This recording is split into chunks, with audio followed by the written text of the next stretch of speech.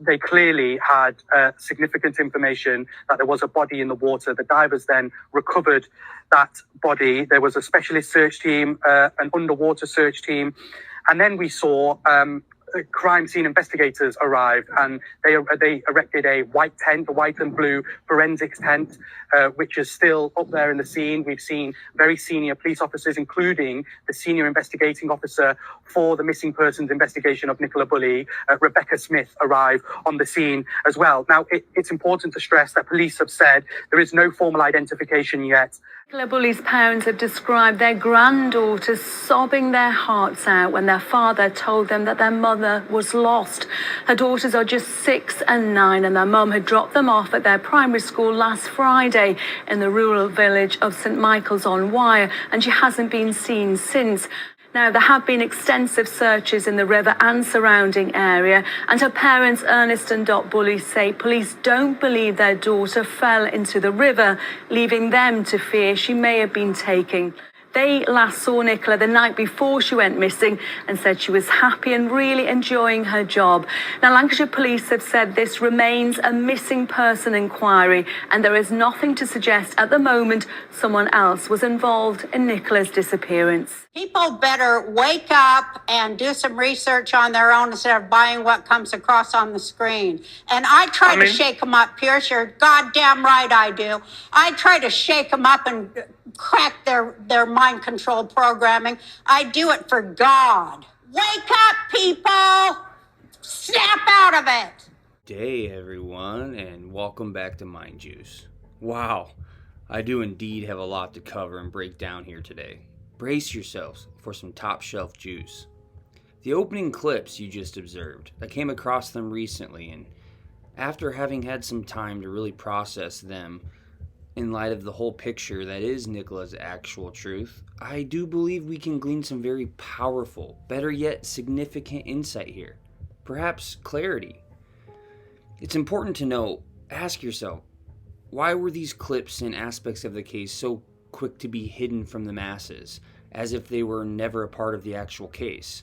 They were not covered uniformly across all media as a headline. Why?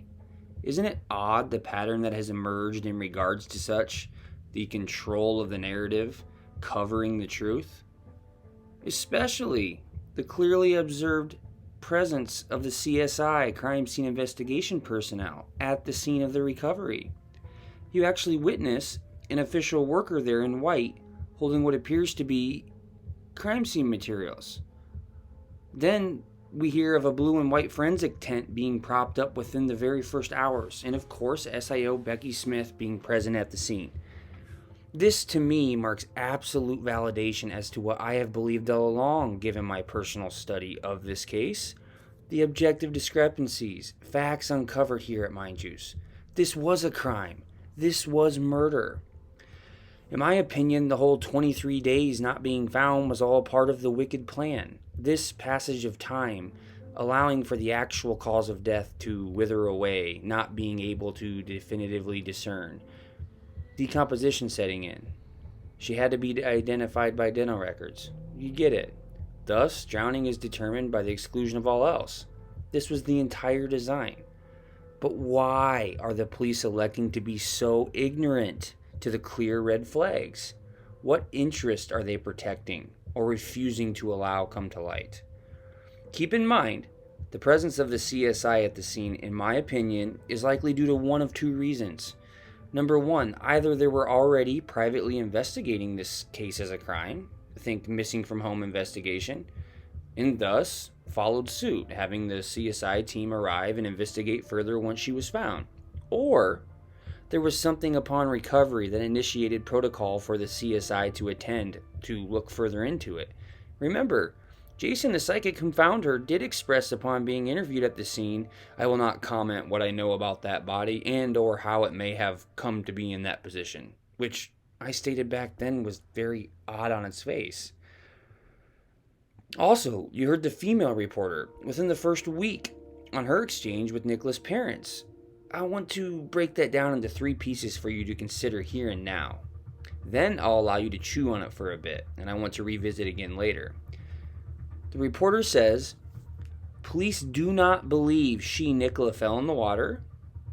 They fear she may have been taken, but there's no evidence to suggest someone else was involved in her disappearance. Say what? Talk about an absolute paradoxical statement, if you ask me. Holy smokes. The latter two prongs, shall I call them, don't even make sense. They fear she may have been taken, but then assert there's no evidence someone else was involved. This one took me some time to fully unpack and interpret what they could possibly mean. But for now, try and make sense of this yourself and what it is it means. Keep in mind, this reporter is coming from speaking with Nicola's parents, whom I consider to be a genuine source in this case. But I do believe there is something there. I'll get back to it. Then, of course, we have Paul telling his girls that Nicola, Mummy, was lost, which just so happens to coincidentally mirror his initial projected concern, texting Nicola at approximately 10:15, 10:30, the morning of, which read, "Are you lost?" Allow me to display Paul's psychology here. At this point in time, Paul recounts that he was a little concerned as Nicola was beginning to be a little late, typically returning home between 9:45 and 10 a.m., Nicola, yet Paul goes on to detail that it was nothing too serious at that time when he sent this text at about 10:15, for on occasion she is known to hang around chatting with friends. He even conveniently offers up Emma as an example. So here, he, Paul, clearly establishes his partner concern, almost too overtly at that, beginning to call her 3 times and text her, all by 10:30, which is roughly when she sometimes returns if she gets hung up. That is important to note. Keep in mind, for it provides a sense of time and baseline for his initial concern, how it spawned, so to speak. I'm curious, does he always get so antsy Ansell over there?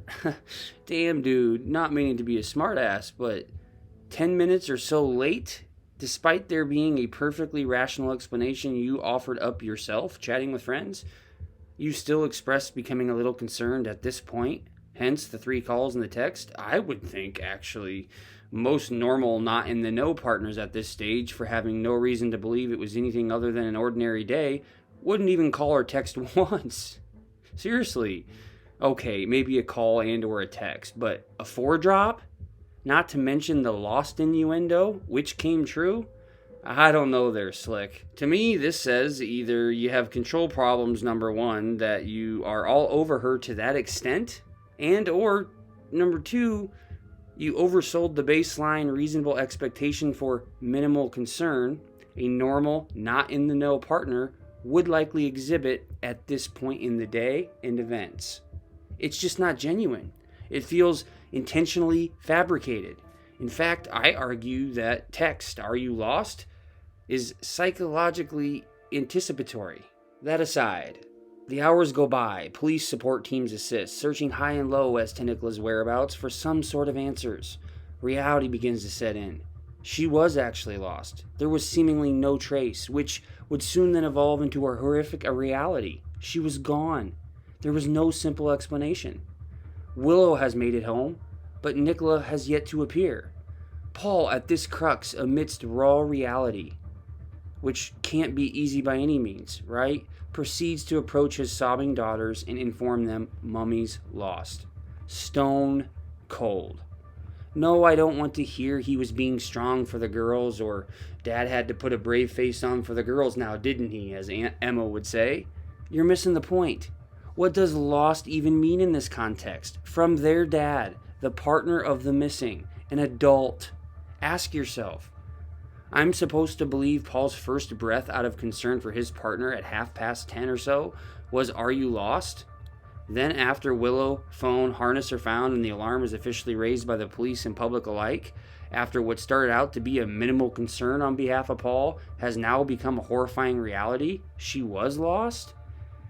If he, Paul, was actually concerned as to where and how she may have fallen in, had an accident, where she could have maybe fled off on her own accord, elected self-fate, was taken abducted, and then thus in further danger, Time is of the essence.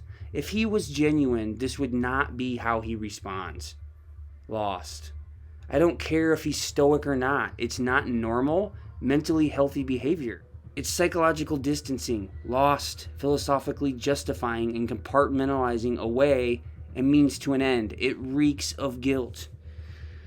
I do want to share one key thought here. Remember Paul's angle towards Nicola to the police, the officials, etc. Aside from faulting for some odd reason, which I'll explain later, has always been the vulnerabilities, the difficulties she had juggling life and coping with menopause, the HRT, which we learned in the Facebook post was the cause of the crisis, her struggles with alcohol, etc. My thought and question, given everything we just discussed, is was there something on that phone to insinuate and imply self-fate, her leaving and wandering off, i.e., lost would come full circle then, right? That'd be pretty wicked and awfully brazen. But then again, Paul did approach Grizzly, a YouTube channel, to release doctored and manipulated footage to cover up his other mistakes. So it wouldn't surprise me one bit. In fact, this could very likely be the case. More on this later. Simply put, in my opinion, this whole lost idea and concept would not stick and remain static all the way from initial concern up to and through actual reality being known. She was lost, and then further using such to inform the kids. Giving everything we know now, lost, to me, conveys guilty knowledge, clear as day. I wonder how long those girls will truly resonate with this idea, this impression their father chose to give them with respect to their mother and her fate. As they get older, with awareness, I'm sure the questions will have their day. Paul was just sticking to the script. Lost was Nicola.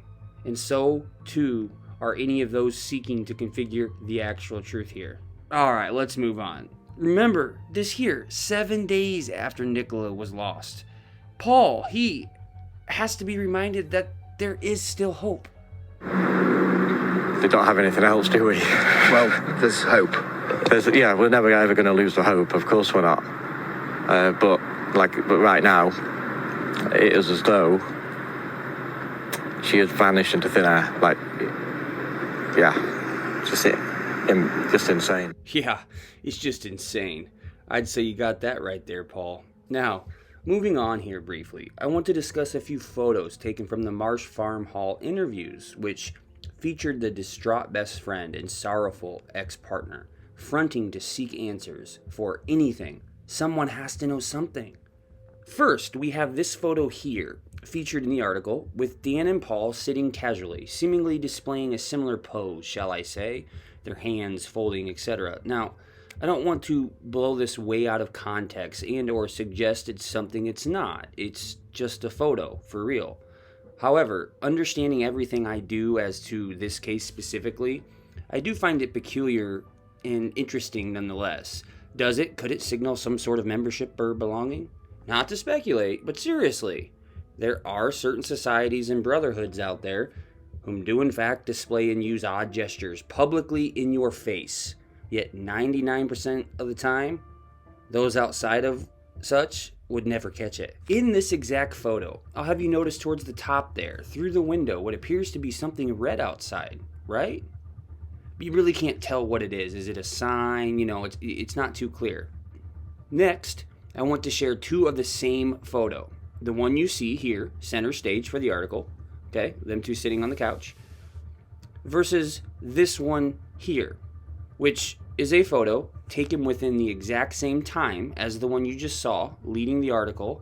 As you can tell, Dan Walker is still interacting with Willow, albeit not precisely at the exact same moment in time.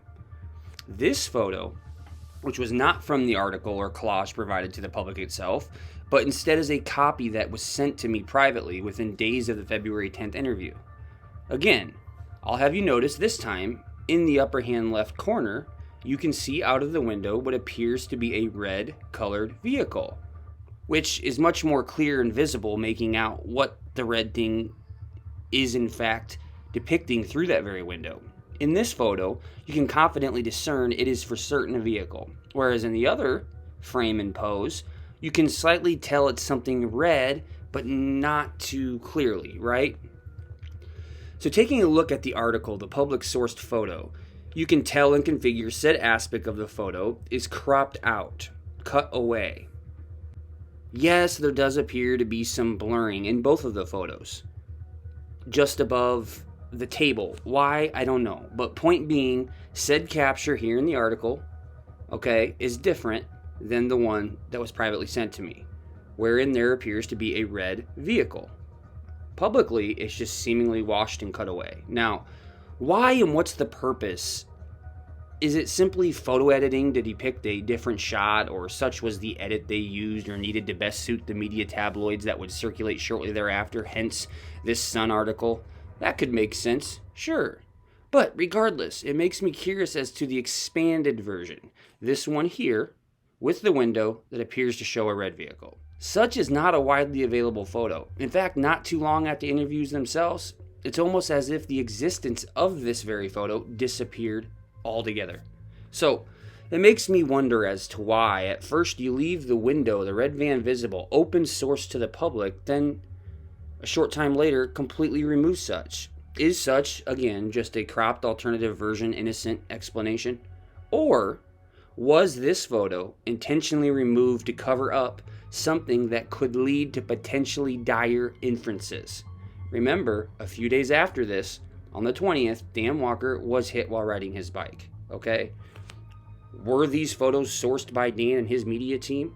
I don't know. It's interesting. These Marsh Farm Hall interviews took place on February 10th, 2 weeks to the day after Nicola disappeared, and about 4 days later would be when Becky would give the infamous presser wherein she did address certain particular what she labeled persistent myths in the press. One of them being the red Taddy van tip being spotted in the area that morning, of which she goes on to express interest towards tracking down to discern whether or not it could provide any assistance to the investigation. So I ask, was this photo removed from open existence once rumors regarding said tip began to circulate around the small village of St. Michael's, which would only then be accelerated via Becky's presser visible to an international audience? Again, not to blow things out of proportion, but to me, once it's there, released, publicly available, why then go and coincidentally phase out the one single aspect of the photo that, in truth and fact, shows something with eerily similar resemblance to a tip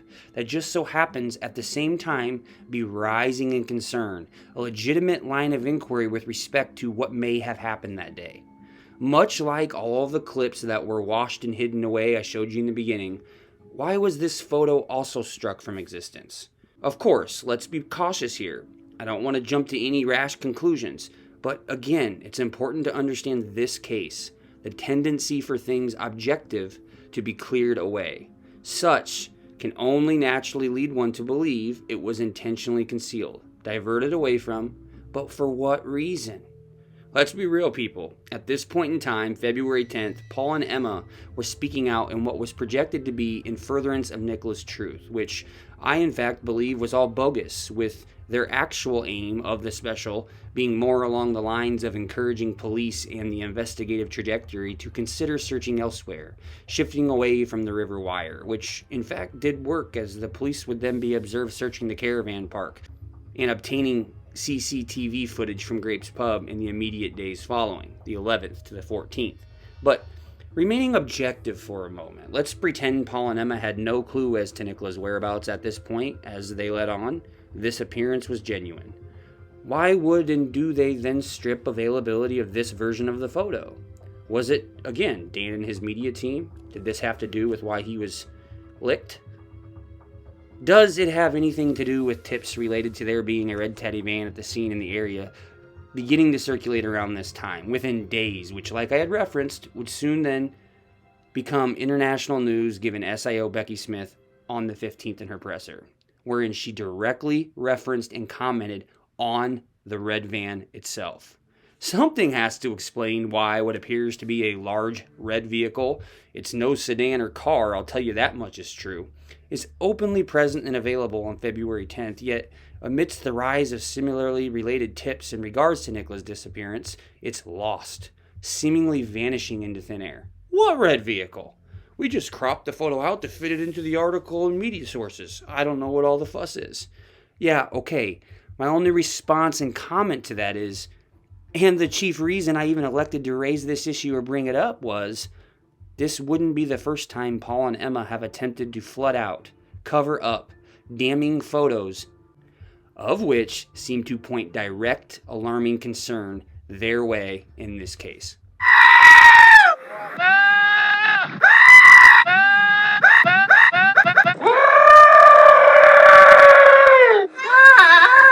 Oh, I couldn't resist. That's about how the handling of this case makes me feel. Despite the discrepancies raised, nothing. And the fact they still stand strong behind their processes, clear and definitive bullshit.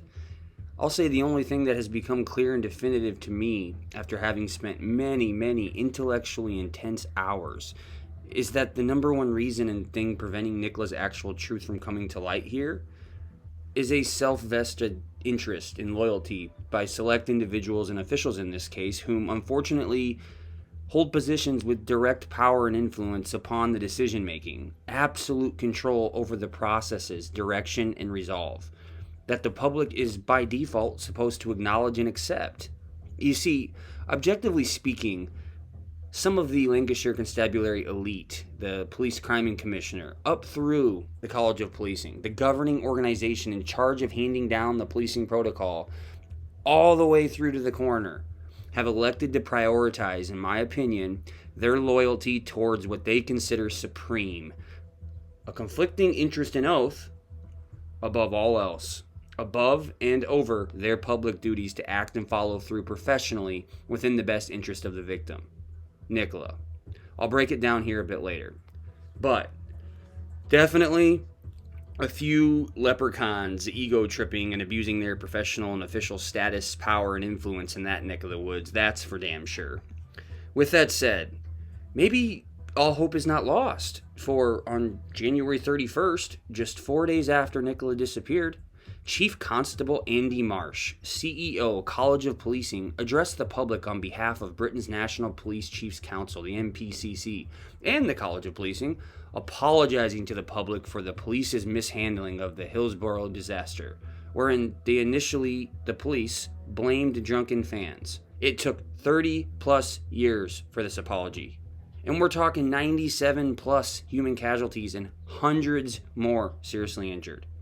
He, Andy Marsh, states, policing has profoundly failed those bereaved by the Hillsborough disaster over many years, and we are sorry that the service got it so wrong. Police failures were the main cause of the tragedy and have continued to blight the lives of family members ever since. When leadership was most needed, the bereaved were often treated insensitively, and the response lacked coordination and oversight. Marsh went on to underscore, from now on, the police will act with candor, which is open and honest truth. Mr. Andy Marsh, it would be a great time and opportunity for you to follow up on your words. Exhibit your apology and mission as sincere. With all due respect, the case of Nicola Bulley lacked complete ethical and moral coordination and oversight as well, which, by structure as CEO of the College of Policing, encompasses you, sir. I'll have more in regards to the College of Policing a bit later. There appears to be a member of Paul's posse embedded there within too. But, quickly, before moving on, last note on the red van. Days after the Marsh Farm Hall interview, which was the 10th or 11th, those pictures that I showed you, the red van tip began to circulate after these interviews amongst the small community of St. Michael's, which would then be addressed by SIO Becky Smith in the 15th presser. She, Becky, introduces this red van tip, and others alike, by labeling them as persistent myths in the press, which by itself is very interesting. Why and who would be pumping persistent myths so hard in the press? And further, why is she, Becky, confronting and contesting said myths if they are completely irrelevant? To simply quash speculation because they are in fact 100% irrelevant? Come on, everyone knows word for word what Becky said was on purpose, and for a reason, including the vulnerabilities. Those were not a slip. Are said persistent myths, in fact, things Becky considers relevant yet dresses them as myths to water down her actual intrigue? Or is it her literally deliberately trying to divert the public's attention off and away from the red van, Paul and Emma. Specifically, in regards to this van, although directly Beckley dispels the relevance of such on its face, not so suspicious to me, yet if you pay close enough attention, read between the lines so to speak, she does show and hint that she may actually have some sincere, genuine interest in learning more. Take a listen here. In terms of persistent myths that keep being referred to in the press, the red van, we're really, really grateful to members of the public for ringing into the inquiry. We wouldn't have got this far without everybody's help. The red van has been reported that it was in the area on the morning of the 27th. We're really grateful for the witness who has told us about that, and we are continuing to make inquiries to try and track down that specific van, continuing to investigate that so that we can identify whoever was in the area that time to make sure that they can't give us any further information that will assist the investigation.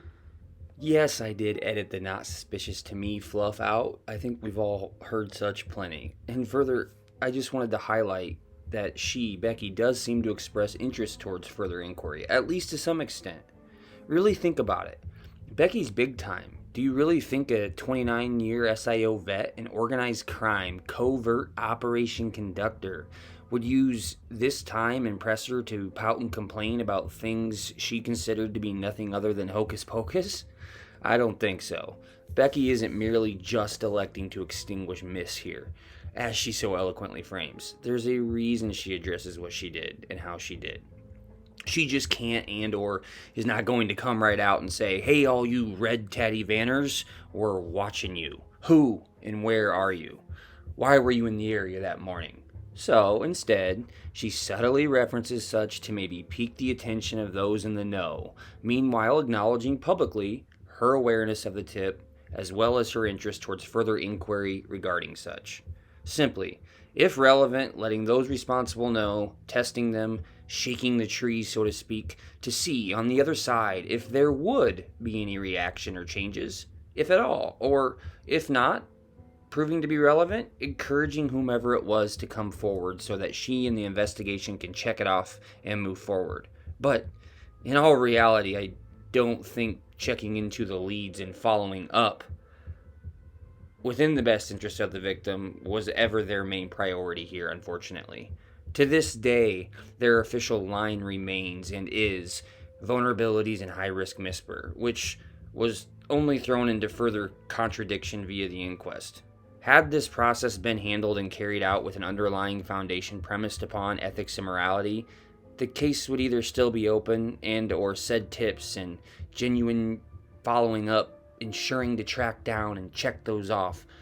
This case would have unfolded in a much different manner. Certainly, it wouldn't have been allowed to move forward, and most importantly, clear and definitively concluded via an inquest process, which still to this day can't seem to provide a sufficient explanation in regards to 3 of the 4 prongs necessary to be determined at inquest before rendering.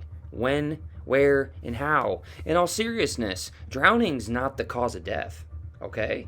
You can't even 100% validate that. Adeley would even agree with that, I would imagine. Wouldn't maybe hunting that red van down at least offer up the possibility that such could provide further clarity in regards to all 3? When, where, and how? I'm not saying it beyond all doubt would, but how can one completely disregard, deliberately ignore such, and to make it even worse, turn around and sell off it was an accident with marshmallow rationale to back it up?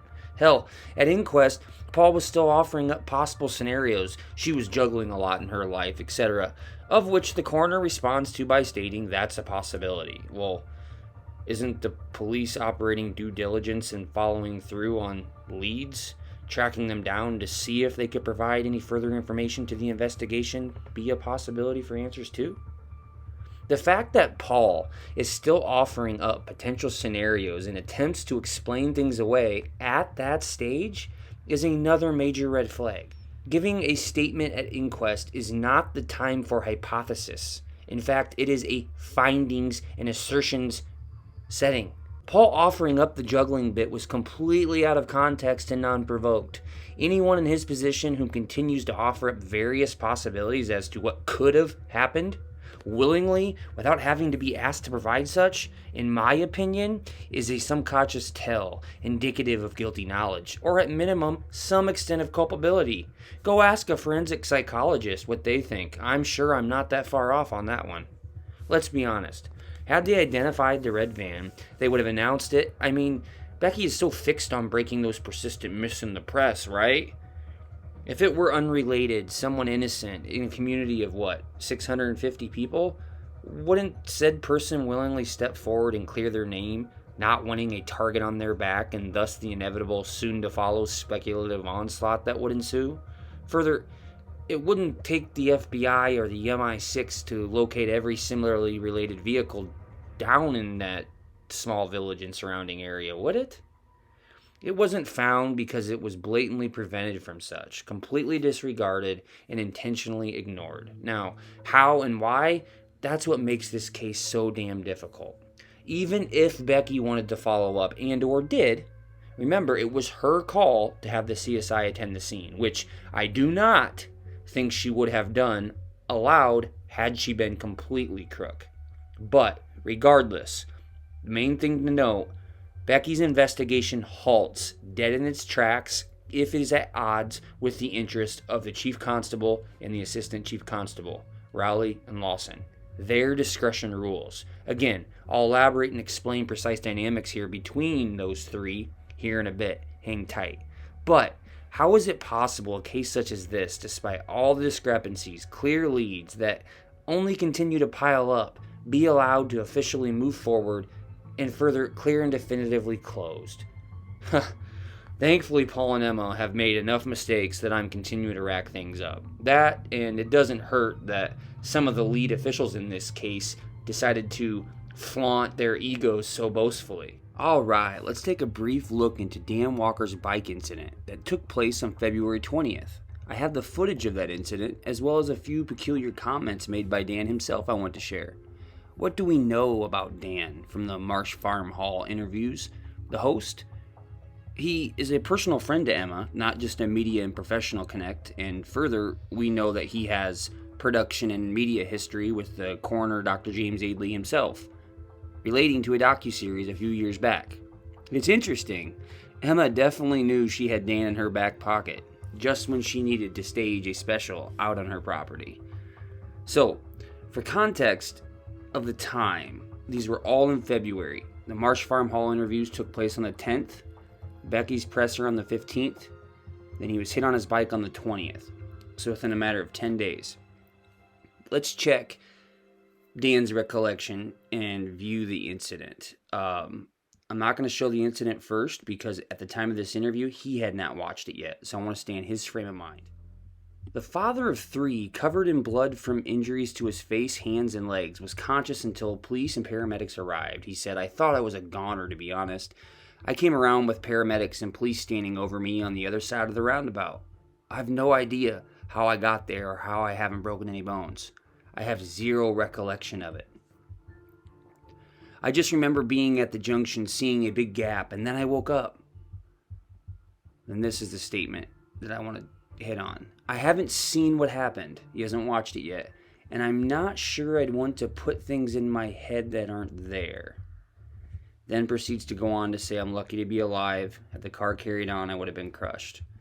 The lady who witnessed and recorded this via her dash cam said that it was quite shocking and certainly not something you see every day. So back to this statement. I haven't seen what happened. So picture this, everybody. This is uniformly being deemed an accident, okay? The police didn't go and arrest somebody for coming out and hitting him like a kamikaze, right? Or,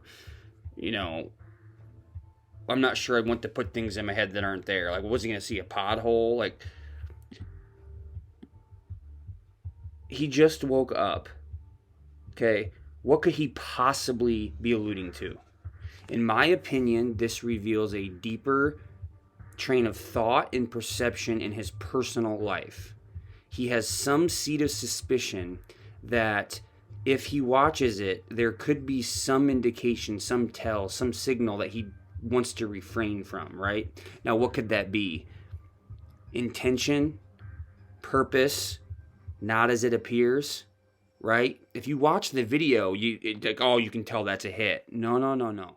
But for him personally, he's alluding to a personal fear or underlying presumption that it could be more, right? And I believe that he doesn't want to put things in his head that aren't there. If he watches it and maybe you can tell, something's maybe a little bit off, then to him that would validate it. And what people don't realize, this is him publicly acknowledging to those who did do it intentionally that he heeds the warning. 10-4, Captain, no concern. Now, it doesn't mean that he knows all the ins and outs and the intricacies, but he's saying, if it is what I think it is, if it is a threat, I have no interest in further following through, right? I haven't seen what happened, and I'm not sure meaning he doesn't really, if there is anything else to it, this is an indirect to the other people. 10-4. Silenced, just like that. Let's take a look at the incident itself. So here he's coming up. Now the main thing here that helps be able to determine this, okay, they're curving, right? This car that hits him at a certain point straightens its wheels out, and the trajectory of the car seals off a lot sooner than it should. Never uses the blinker. Just watch. Right there. Okay. This car, way over the line, right? Bending the curve. This car stops coming up. It's almost like a hairpin, right? Starts to turn. This car self-corrects the wheels and stops continuing to turn way prematurely. Never puts its blinker on, but yet when it gets close to hitting him, it almost like stops and love taps him. Turning, see him turning right there. You can see this car almost straight shot, okay? And you're telling me when it was coming around the bend, the car is going a lot faster than the bike, okay? So this thing would have been 50, 60 feet back just before this curve starts. You're telling me they didn't know that bike was there? Yeah, right. Look at that. Straight shot. Love tap. Stops. Now, just watching this by itself, I don't want to put things in my head that aren't there. You're not going to be able to see anything from this incident from that day by itself that will tell you any more of the full picture. But I'm saying, did Dan say anything nonchalantly at the Marsh Farm Hall interviews that maybe left a little bit of concern in Paul? And maybe the red van, that started to accelerate, pick up traction, Those pictures, the one that I have, are released via the Sun. Dan works through the media. It's likely sourced from them. I highly doubt Paul and Emma put it out, okay? Could that be a reason why? But I think the fact that Dan says, I'm not sure I'd want to put things in my head that aren't there, is him revealing that there's something personal, deeper, that he's referring to there. And now, why would he say that publicly? Because this is that indirect crap communicating with, if that's what it was, they know that he's nothing to worry about, right? Meanwhile, everybody else, it goes way over their head, right? Coming around the corner, bang, there. It's already straightened out. Stops continuing to turn. And no blinker, nothing. And you can see before it hits him, it almost jerks over before it even hits him. Watch.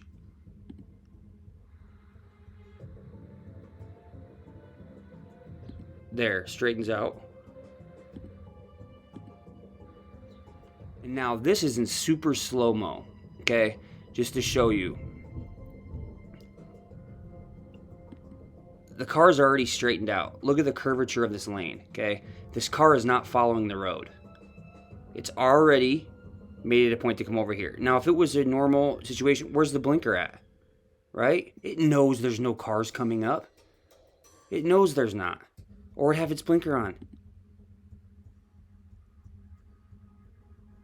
Look at that. Already coming across. Breaching the lane 100%. Okay?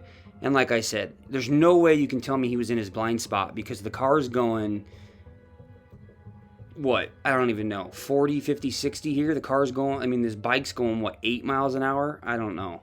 But you get the point. This car would have been 50, 60 feet behind this bike 2 blocks ago.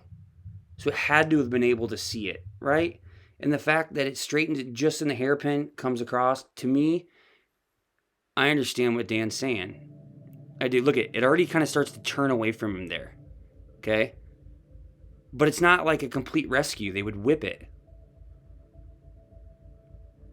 Like, it doesn't even look that bad, honestly. I'm not saying it wasn't. Obviously, you got hit by a 3,000-pound weapon. I get it. Interesting. Now, another clip and early aspect that in fact took place, as you see here, in those first days of the investigation, was searching in and around the vicinity of the graveyard. Also, in this same footage, you'll recognize the tennis club, which, as I understand it, was considered to be or represent a public headquarters, so to speak, wherein those seeking to assist volunteer could go to receive specific tasks or routes, etc. You get the idea. Further, it just so happens you notice starlet Emma herself wandering the area, there in black with her dog. But that's besides the point for now. Not too far away, in the graveyard area, I'll show you here on the map as a refresher as to how close they are to one another, it appears as though the police had an initial search emphasis in and around this area in those first days. Yet, all throughout this case, from that point forward, we, the public, never really heard much about this. In fact, I'd imagine if you didn't begin following the case until a few weeks after Nicola's disappearance, it's highly likely you wouldn't have the slightest clue this was ever even a part of the investigation process, given the narrative from that point forward, which was so adamantly forced shortly thereafter, namely the river working hypothesis. The graveyard was scrubbed away, despite visibly witnessing them expend resources in regards to such. So ask yourself, why so early on in the investigation would they be looking in this area of the graveyard, considering everything in hindsight? Was it due to the initial tip from the lady near the tennis club hearing a scream somewhere over there behind the graveyard? I think one can logically deduce such. That's fair. It is an objective observation supported by a statement given at Inquest. Not to mention another lady hearing something similar whom was in a completely different area on the other side. In fact, I recall the screams rumor going around all the way back to February 15th. Yep, that's right. The same day as the infamous Becky presser.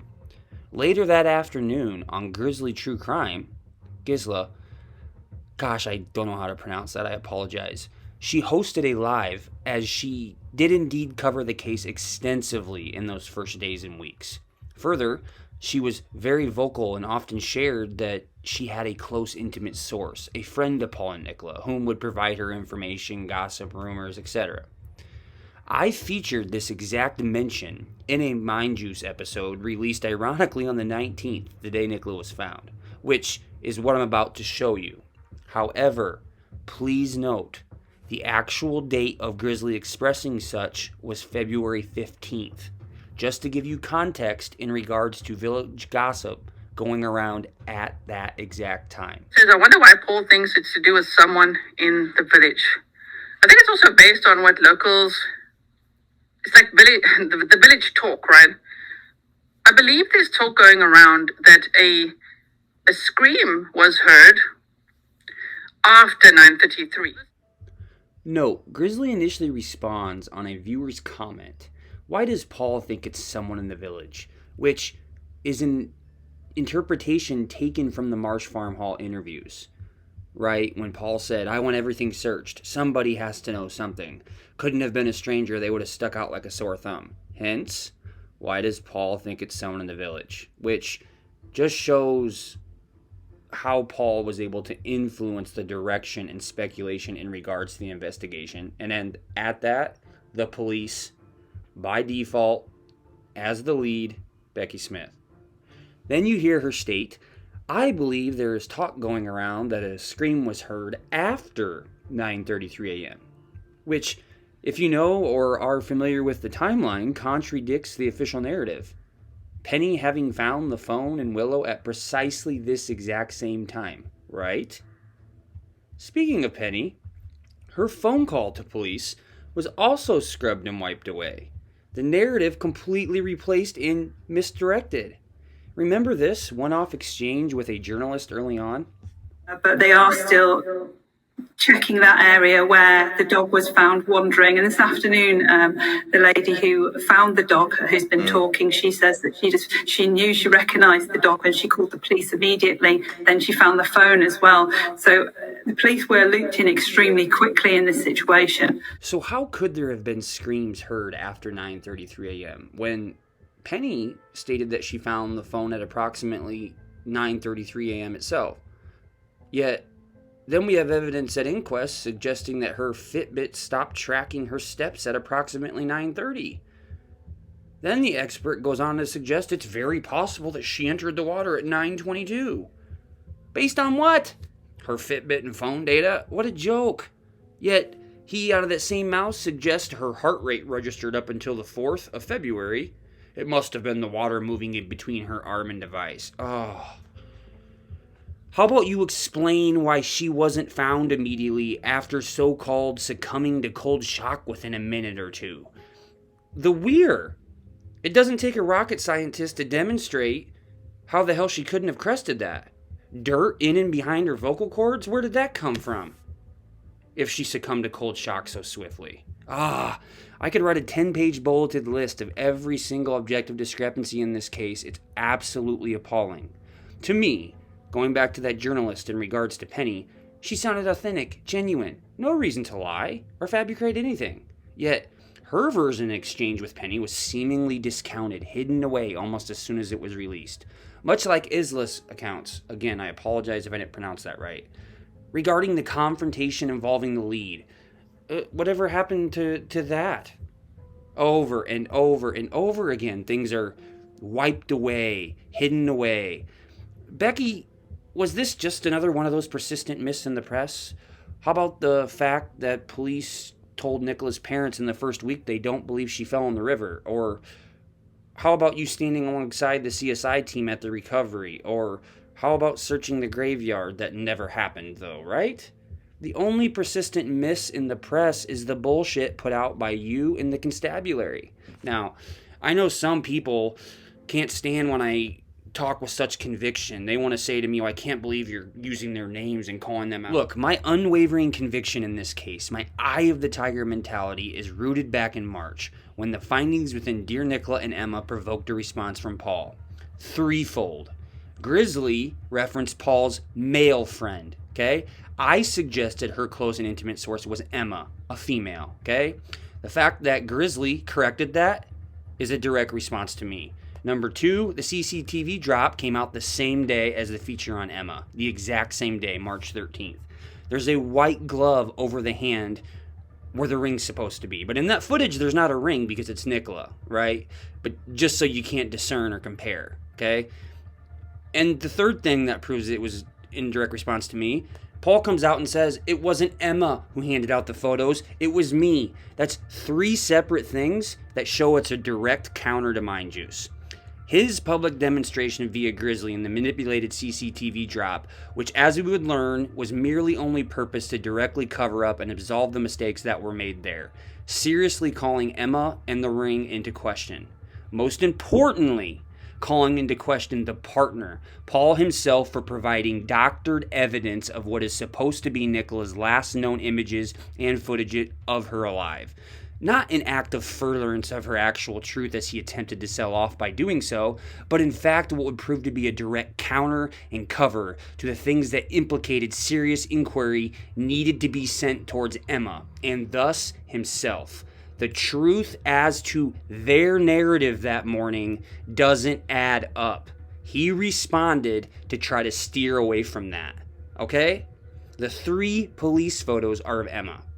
Every other single photo you will find, handed out, flooded, was Nikki. They were taken from the very same CCTV footage Paul would later release on March 13th. The exact same day, like I said, I released the feature on Emma. Really drilling these points and aspects out to the world. The CCTV footage, let's talk about that for a second. It's about 10 seconds long in length, okay? Then, after the 10 seconds of footage, you're given 4 still photos at the end that are marked at 8:26 a.m., second 12, 13, 14, 13. Okay? Why have 2 stills of 8:26:13? Plus, you have the 13 from the live 10-second feed. So that's 3 separate shots of the exact same time, 8:26:13. Check this out. The timestamps should all be the same then, right? Then why is the font different in 2 of the 3? They're not the same. Something's been manipulated. He put a white glove over the hand to cover the ring, removed Nikki's nose in the CCTV footage so that you couldn't compare it to the police photo of her walking out that morning. Emma. Take a look at these two, Emma and Nikki. Very distinct difference in their noses. Okay? He didn't want you to compare. Not to mention their hairlines, widow's peak. Their calf sizes are different between the police photos and the ones handed out and then the CCTV Paul would later release. The police website went down. Nicola's page was not operating immediately after. Why was this? Was that the chief constable? Was that Becky? Was that Lawson? So, Ivy. No, I don't hang my hat on some blue tint there, hun. I suggested Paul was the man in black because his behavior ever since has proven that. I'm sorry your product review basis for support is not sufficient. I suggest you be careful whom you let influence you. Chris is not who you think he is. It's too bad you sucked right into the out of the cave misdirect magic. All he had to do was present that he was someone who attended Inquest. And that's all it took. It should be apologetically me because he hijacked your sense of reason. More on that clown show later. And it's not me picking fights here, okay? Go ahead and listen to them. She berates me all, and you know what? Whatever. I could care less. Whatever suits you. But just so you know, the boomerang's coming right back. It's everywhere, and they all hold one golden thread. Speculate any way you wish, just so long as it's not Paul and Emma. Okay? Now, I'm not saying Ivy and apologetically me is intentionally directing me. No, she has no clue, just like Grizzly. Rationally speaking, really challenge yourself here. How could Becky categorically assert that Nicola didn't or further couldn't have possibly left via the opposite side of the river near the graveyard?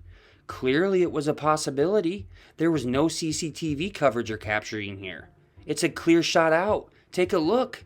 In fact, that tree line running there just past the graveyard area near the derelict house is hidden and tree covered. Straight beeline to where the red van was spotted in the area that morning, which police never identified or tracked down to assess its potential relevance in terms of their investigation. Deliberate fade. I don't understand. Well, I do, but I guess I don't understand how the police truly believe they could pull this asshat charade off. And to be honest, they would have easily. If it weren't for Emma amping up the search, making all of the public appearances, bringing in a big blowing man, a billboard car, recruiting Falding in. It's her fault the scrutiny was turned up to 11, and serves her and them right. Now, before I keep moving along, let's revisit the statement given to Nicola's parents in the beginning, as well as Snowden. We all remember when this weasel came out stating the police predicted it. Yo, if they predicted the day she was found, just so you know, implies murder straight up. Let me explain. You can't predict finding a body that you sell off as self-fate or accident. Pretend not to know where she is, yet be able to predict the day she'd appear. He boils my blood. Please allow me to further clarify. Really think about that statement. Sadly, but tragically, the police actually predicted the day she'd be found. You see, by default, this automatically makes you speculate and come down on the police, right? Who and how could they have done such, right? But I think Snowden here suggested such for that exact reason. Speculation upon the police. Although, on its surface, appears as though he is applauding them and praising them for a job well done, It in fact does the opposite, which I believe may have actually been his entire intention behind saying such. Remember, it doesn't matter whom and what direction speculation goes, just so long as it's not towards Paul. Really ask yourself. Let's take his word for it, okay? Let's say they did predict it. Go back to the scene. If you were an investigator, what there that day at the scene could potentially give you this insight, predictability sense? The prediction is Rothwell. It is the 23rd day. It is the false stage of the river. She's in the river. The only way they predict when she's found is somehow interpreting the 23 on the bench as some sort of sign or indication. With that said, why the hell was the phone left on the bench? You really believe the setting as it's sold, Nikki setting her phone down so conveniently on the bench, walked 15 yards or so, dropped the harness, then apparently she wandered or fell in? It's too perfect of an illusion. The phone was staged on the bench for the 23. This is the only way you could then turn around and predict or even possibly suggest such. That is what Snowden is revealing here. There's nothing else realistically to show when and how she was eventually would be found. Which, the fact that Snowden knows and knew this little innuendo is a major problem. Is 23 the sign, the cue, the signal to a veil of immunity amongst the band of brothers? If so, this extends well beyond Nicola, Derek, Michael, and I'm sure many others, which in all truth would explain a lot in this case. They were searching the graveyard, then they weren't, right? Early on, I had a guy send me an email, very early on, with one question, and it was so odd to me. And it said, why was the phone on the bench? That's your answer. And I could it just, night after night, but why would he? That's so weird. You know, what's the point? Thank you, sir, for that tell. I honestly appreciate it because it did help me kind of get this far, you know? Further, you also hear her phone was found amidst a Teams call, yet in other accounts you have people suggesting they observed the wallpaper, Ron or Roger and Anne-Marie. Which one was it? I'll bet there was some sort of suicide note, cryptic quote, Psalms 23, etc. There could be a bunch. You get it. That in one way or another alluded to the 23, the bench, etc. If so, this would explain so much. Why Becky was so comfortable locking into the river working hypothesis, why when the reviews came, they didn't have any consequences because they would be able to explain away why the vulnerabilities were released because there was a note, right? You get it? Go back to the beginning. The police don't believe she fell in. They fear she may have been taken, but no evidence to suggest someone else is involved. If there's a note on the phone, let's consider this, plugging in those three prongs. She didn't fall in because there's no sign, and Willow remained dry. And everyone knows Willow loves the water and surely would have been right in there alongside her. Number 2, they fear she may have been taken, I believe is and was the screams heard, hence they're searching in the graveyard so early on. Then, no evidence to suggest someone else was involved. There's no CCTV footage, right? But there's a note on the phone. A personal note and suggestion from Nicola. Think of how influential and leading such would be. Now, if you're the police, what are the chances someone leaves a self-fate goodbye note, a suicide note, but is then randomly abducted or taken? Yeah, practically 0%. But because all the CCTVs were cutting out, right, you really can't discern, really can't pin it down, it must be an accident or self-fate. But see, Snowden revealed too much on the prediction comment. That clearly reveals deeper understanding and no. Paul setting up the January 10th incident, she hitting her head the next day, she was ready a lot earlier than normal that morning, I noticed, he says. Are you lost, he texts her. And then, apparently after he was contacted by Anne-Marie and Penny, Paul's first comment back was, she's struggling. His behavior ever since has been stone cold. Further, if there was something on that phone, such would make sense as to why Penny would call the police so early on and immediately with that reporter we just heard, which, in her belief, Penny's, thus, it is better to come out and suggest she didn't call the police or, she had an appointment and returned. Her daughter-in-law, Anne-Marie, was in fact the one who recognized her. You get it. School, Paul were called, right? Let the public imply whatever they may. This is why Penny's narrative and accounts were swept under. And she didn't challenge it. She understood the self-fate basis. Now, let me briefly show you some findings I have made in regards to PNN Engineering, which I presume stands for Paul and Nicola. Then I want to briefly share some new insights and findings I have made in regards to Emma, her behavior, and Tells. Then I have much more in regards to the hierarchy, the red van. I'm going to show that in some map time. There's still a lot to get to. All right, I'm going to show you 3 different companies here. One from 2015, 2017, and 2018. First one here, you can see the company number 985-2114. This is named PNN Engineering Solutions Ltd. Okay, 2017 company number here. This one is named PNN Engineering Ltd. 2018, different company number. This one's named PNN Engineering Design Limited. So 2018, you have PNN Engineering Design Limited. 2017, you have PNN Engineering Ltd. In 2015, you have Solutions Ltd. Okay, 15, there's only Paul's on here. But his name is Mr. Paul Andrew Owens. Address, Waterlooville, Hampshire, United Kingdom. 2017, this one's Courageous Close Hartlepool, is Mr. Paul Threckhild. Okay, but on this one, also has Nicola Jane Purdy. Now, I don't know if she had that last name before, but it's, to my knowledge, Nicola Jane Bulley. Okay, and here it's Paul Threckhild, right? And then 2018, we have, again, different address, Paul David Ansell with Nicola Bulley. So drop the Jane, changed Purdy to Bulley.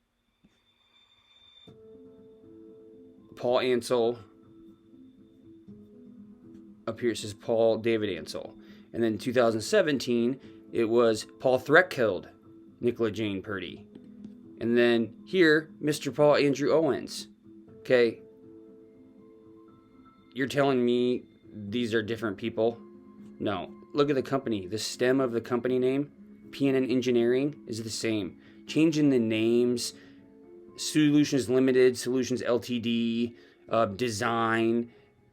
This is very curious of money pushing shell companies. This is not good. This does not look good. A few things I want to show here using 2 interviews with Emma. One being exactly 1 week after Nicola went missing, then the other 2 weeks after she went missing. First, silent video in the background. You see Emma standing in front of a green shed. If anybody has any footage or photos of where this exactly is, please send them my way. I have a pretty good idea, but I'm not 100%. So go ahead and send them my way if you know. First, remember, I'm not being insensitive here. I believe there is more than enough to shed this away. The major theme that I want to highlight here is you learn that it was Emma who was behind the media push. To me, it has now become crystal clear that it was her, Emma, who was the one ensuring the case had a certain level and degree of exposure. It certainly wasn't the police or a natural process of media coverage catching on to a story. I'll show you here. Remember, Emma's an ex-actress, and interestingly, she appears to also have some credits in digital composition, in film work, which is very intriguing and a major red flag if you ask me, given all the digital manipulation in this case. She has the grandfather with connections to the BBC. She's friends with Dan Walker, who was the host of the Marsh Farm Hall interviews, her property. Also, I think I have some Very key insight into her psychology in relationship to Paul here that I want to point out. It's not making sense. We've got no information. Saw her on the morning as the surreal as we dropped the kids off at school. I gave her a quick wave because we're going on our busy routines of the day. Physically spoke to her the day before. See, I find it interesting that she uses surreal there, right? It is bizarre. That's what's interesting about that word choice. Emma says, dropped the kids off at school, gave her a quick wave, and then without the reporter asking her to elaborate, she says, I can't tell. It says down here, the subtitles, because that's not accurate. It sounds like she says, Fizzy spoke to her the day before. Without having her elaborate, Emma goes on to explain why she didn't talk to her. Showed up, waved at her. Fizzy spoke to her the day before. Like, she feels the need to elaborate why she didn't talk to her without being asked. And that basis is, if you're wondering, I didn't talk to her because I talked to her the day before. Like, that's just, there's no need for that. That's not necessary, right? So you're in regular contact. Yeah, absolutely. With her. And speaking to other friends of hers, it seems that this is completely out of character to just disappear without saying anything to anyone. Yeah, absolutely. I mean, we look at the routine she's done on the day. She's on a work call. She's quickly arranged a play date just 1 minute before. We're seeing it at the weekend. See, this is 7 days after she went missing. I know family and friends have the information, but it's interesting how she has the timeline so down pat that she just shoots out there 1 minute before the team's call. Right? I'm not saying it means anything. It's just interesting. Because if you remember, there's not a single photo of Nicola anywhere in St. Michael's that day. But you conveniently have all this phone activity that attempts to make it impossible for you to even consider that she wasn't there. Like, even Becky doubles down on that. It's normal for her. It's normal, right? But there's no photo of her absolutely anywhere. Yeah, it doesn't make sense. Yeah, it doesn't make sense. Today was obviously milestone, 7 days. We thought if somebody, for whatever reason, hasn't seen the media, let's get... And she says right here, we, her and Paul, if somebody hasn't seen the media, and she is going on to say that they got this big blowy thing. I know they have like a billboard car there, right? But she says later that their hope was starting to diminish. So they made this big push, okay? The reporter then comes around and goes, oh, so you're saying it's your direct effort that caused the influx of tips and stuff, right? Okay? But it's interesting because she's the one who made this push, okay? On that road and spread that word, get Nikki's face out there, contact details. We had a big blowing man just to create attention. And actually I can say it has received an influx of calls to 101. The liaison officer with Paul has called him a short time ago. And that right there, not a huge thing, but liaison officer just contacted Paul a short time ago. Like, she has rather intimate, close communication with Paul, right? More than I think a typical best friend in a situation like this would have. I mean, she's a lot closer to him than Paul is with Nicola's family whatsoever. They're looking into all the calls that they're receiving as we speak. So you're saying that today, probably as a direct result of what you guys have been doing, the police are saying they've had more calls, more information? So here she's going to answer that point that I told you. The reporter reiterates, kind of like, so you're saying it's because of your effort, the big blowy man, right? Why the influx of calls is coming, the tips, whatever, Listen to how she responds to this question, okay? She doesn't like the fact that he just singled her out, and she's definitely uncomfortable. Really, and we have to thank you guys for you've helped out as mentally as well. You guys, for you've helped, that is obviously mentally as well, but, and then she proceeds to say it's been like a torch of hope that has happened, right? How does the media help her mentally, right? Could be that they're increasing exposure in that way they can get a tip that would break the case, right? But remember, she already knows the truth at this point, in my opinion, okay? She's mentally spinning out and doesn't know how to respond to that because she's been singled out. But it's sort of spurred us on again. It's given us that hope again inside that something's going to come. So we're feeling as if we can go again, because I have to say today has been tough for everyone. 7 days and absolutely no clue how people can just vanish.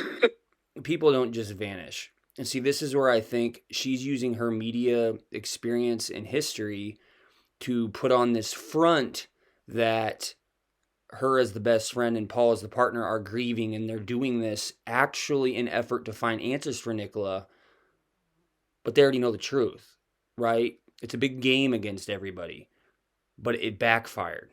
It backfired. It's still, I've mentioned before, it's this surreal experience of, a bit like Paul, I don't really know. As you said, you've got this feeling inside, and I can't explain it. 7 days later, she's saying it's a bit surreal. I feel like, I don't know, Paul. I don't know how to explain it. What about Nikki? This whole thing is you looking for answers for her, and she over and over again reiterates and shows her psychology in connection with Paul. Listen to that again. A bit like Paul, I don't really know. As you said, you've got this feeling inside, and I can't explain it. 2 weeks since Nikki has gone missing, the community is once again united and come forth to try and drive some information from this very gate. This is the gate that Nikki's gone into.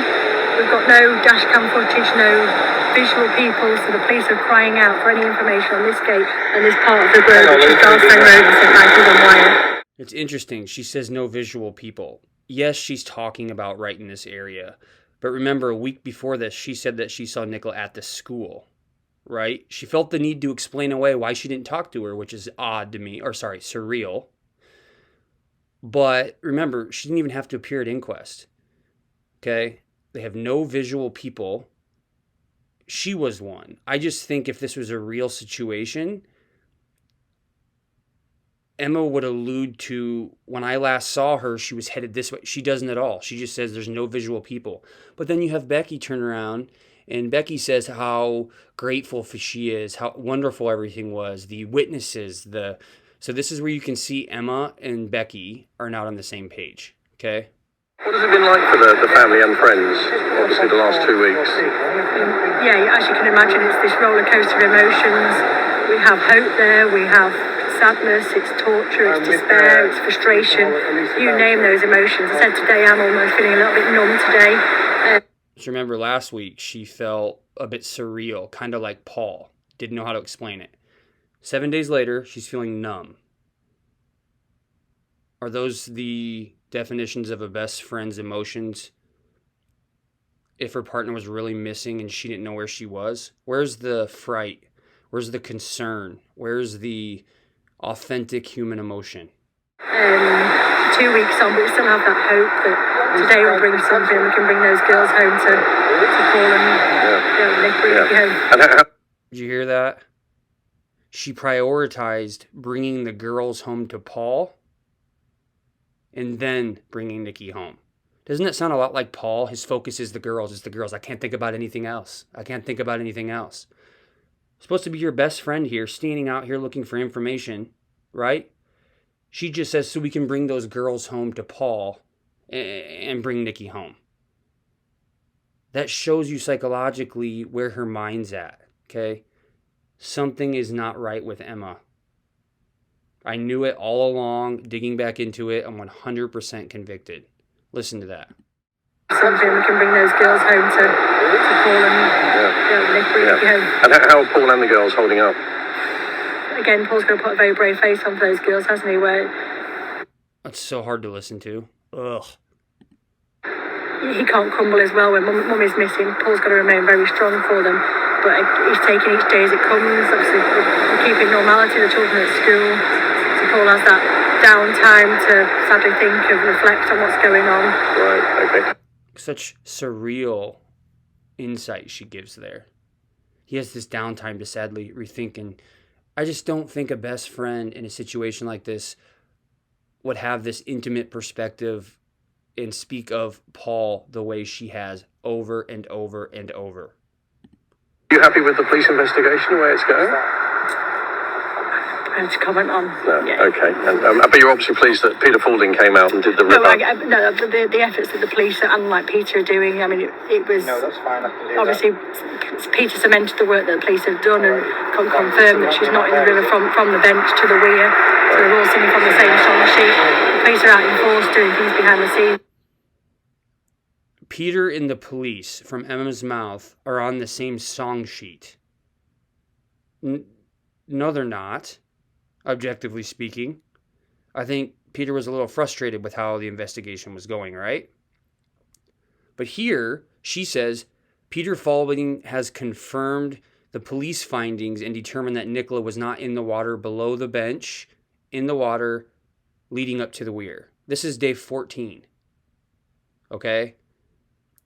So at that point, is she speaking from police intel, or is she speaking from how she wants it to go, how the narrative she wants to go, right?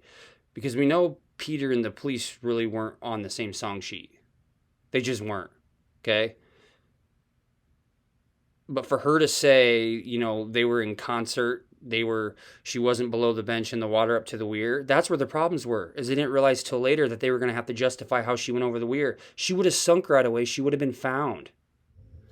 All right, 2 key notes from Emma there. She suggested Peter Faulding and the police were on the same page, which we know in all honesty they weren't. Peter wasn't even aware of the high-risk MISPR for the entire 3 days he was there, despite having such a close contact and conversation with Paul. Singing from the same song sheet, she says. Also, we have Paul from the Marsh Farm Hall interviews saying he wants everything checked or he won't be satisfied, but makes it a point to say he has a great working relationship with the police. Right? It's interesting how they both publicly and openly support the police, right? Further, when the reporter with Emma emphasized, so you're saying it's because of what you guys have done. She made the push, right? That has led to the influx of tips and all of that coming on. Remember, she was mentally spinning out, right, when he called her out on it. Paul and Emma have had considerable influence. This control and grip on the media narrative. Let me further illustrate. Remember this here from the identification presser? We tried last night to take in what we had been told in the day, only to have Sky News and ITV making contact with us directly when we expressly asked for privacy. They again have taken it upon themselves to run stories about us, to sell papers and increase their own profits. It is shameful they have acted in this way. Leave us alone now. So as you heard her there, Paul apparently seems to have the microphone with the Lancashire Constabulary, right? So in the identification presser, he takes the opportunity to throw blows at Sky News and ITV, right? Which is why their networks, they have things deleted, right? This is all a way to control the narrative, right? They don't like the channels that feature the Peter Boleskis, the Martin Underhills, the people that feature Peter Faulding who are fair to him and ask him honest questions. Not like the other ones that totally ask him leading questions and try to railroad him.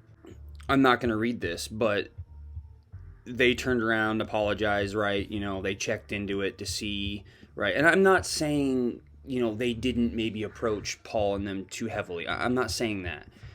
The point is, Paul has the microphone with the police, okay? This is how he gets them to be apologize, feel bad, use shame, okay?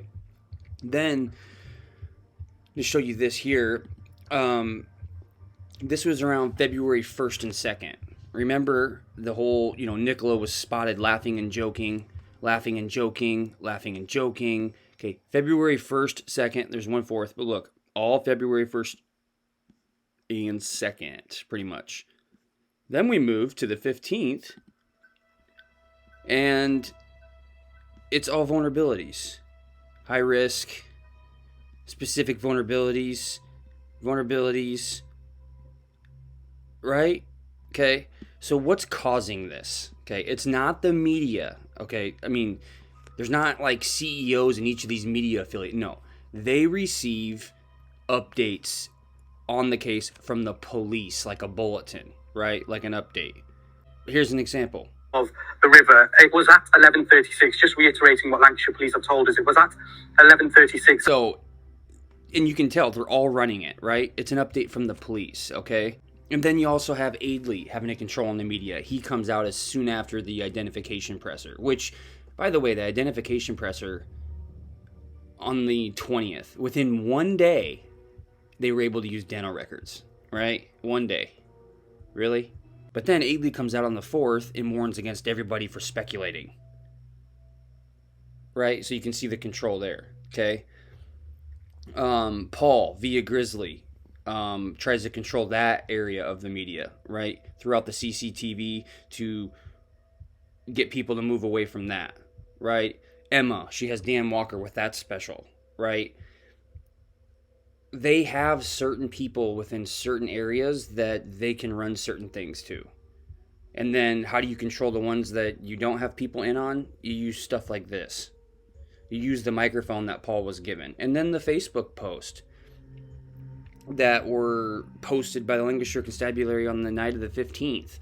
I'm not going to read into them, but they're awful. The amount of detail that they went into were awful. I still can't believe it when I read through them. But for some reason, Paul is being given the microphone within the Lancashire Constabulary. Why is that? But I just kind of wanted to show you this is how they control the media. And like that one guy mentioned to Emma, pointed out to her, he didn't like that she pointed that out. They have control over the narrative. I can probably take this. I am satisfied that as Becky has described, following the initial report of Nicola has been missing to Lancashire Police, immediately she was graded as high risk. That in itself is a significant level of risk that does bring with it focused attention and significant resources. So I'm satisfied that given there was no evidence of any crime having occurred at that first point of the report, yes, it was handled appropriately, but as the days began to progress, as would be normal with any high-risk missing person investigation, who hadn't turned up, hadn't been found by Monday, we began to layer in the expertise of a senior investigating officer with all the investigation infrastructure that comes with that. All right, so let's discuss the hierarchy here. So we just heard there, Peter Lawson come Monday, in any high-risk MISPER case, they hadn't really gotten anywhere. They elected to bring someone in with the appropriate infrastructure, which happened to be Becky. And I'll get back to her, okay? She pushes the vulnerabilities on the 15th. He also echoes it, right? She says she's getting it from Paul, okay? And all of his history. Mr. Snowden here preempts everything with the College of Policing, all of the reviews, saying how great a job police did, whatnot. He's the impartial one, the police and crime commissioner, right? Supposed to be holding the police checks and balances with the people, right? But he's tilted for sure. Now, I want to talk about, everybody was on board with the vulnerabilities. None of them really cared. The Facebook post that came out, like I said, sounded like Paul had a microphone. So he's definitely in the midst with these guys here, okay? College of Policing, okay? I want to talk about this. This is the manual, Missing Persons, okay? It was first published November 22nd, 2016. It was updated February 16th, so the day after the presser, right, with Becky, okay, when they dropped the vulnerabilities and all that, right? Then they referred themselves for review, right? Okay, let's look at the changes that were made on the 16th, the day after they dropped the ball on all these vulnerabilities. February 16th, changes. Contact details for updated and a sentence added about when to consult mental health services, added to the end of minimum action section. So this shows they completely bought into the vulnerabilities. Like Becky and them sold it so far. That's why I'm saying there very likely has to be a no. There has to be. Or there's somebody on the inside of the College of Policing that's running the same parade Becky, Peter, Snowden, and Rowley's running, right? Because the College of Policing is supposed to review why they released the private information of an individual, okay? Bringing down the protocol for the police. This is the update they made after the police dropped the ball. It's a mental health update. So they completely bought in hook, line, and sinker to the mental health too, right?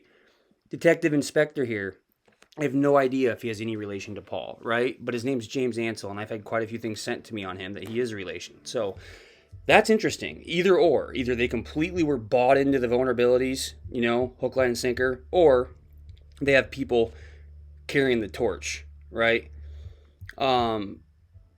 What could possibly be going on here? And Jason Rothwell, he's the one who found her, right? I think there's more concern with her, Marie.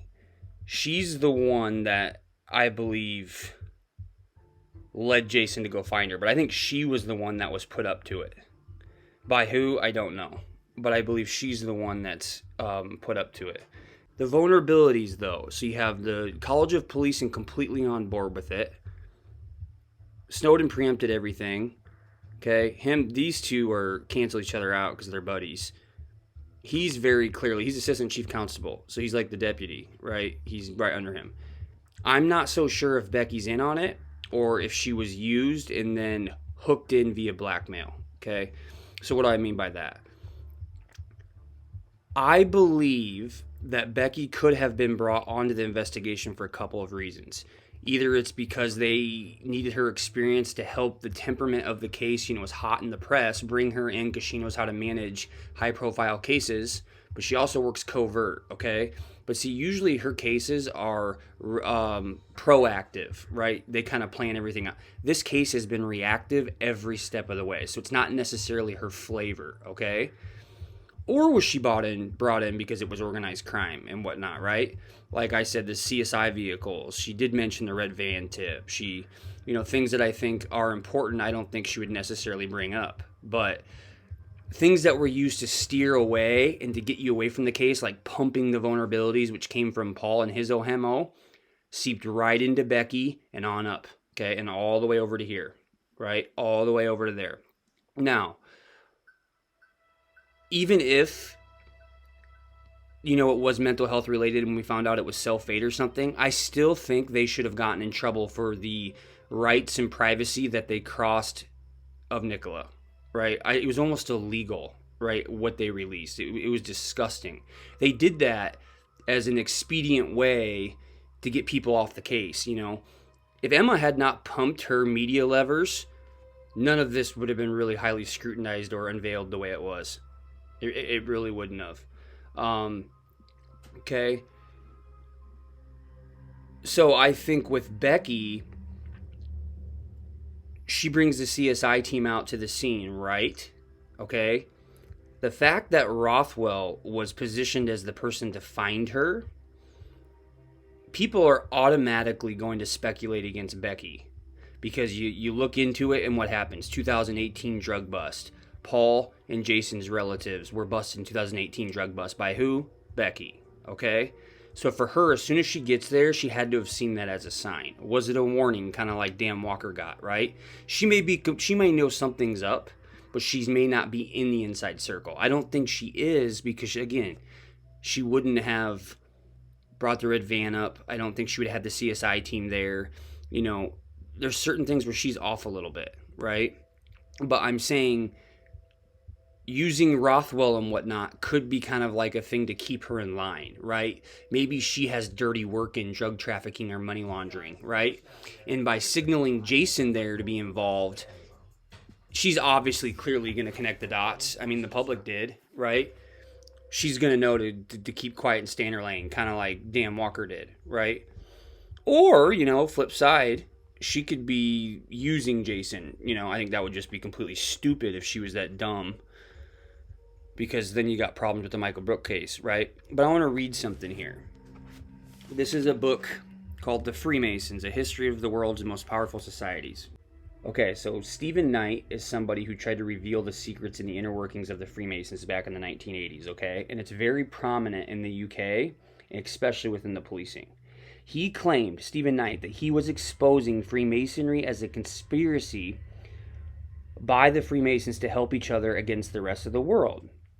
According to Knight, Freemasons in official positions, having sworn to do this by their fearful Masonic oaths with the blood-curdling penalties for breaking their oaths, place their loyalty to their Masonic brothers above their public duties.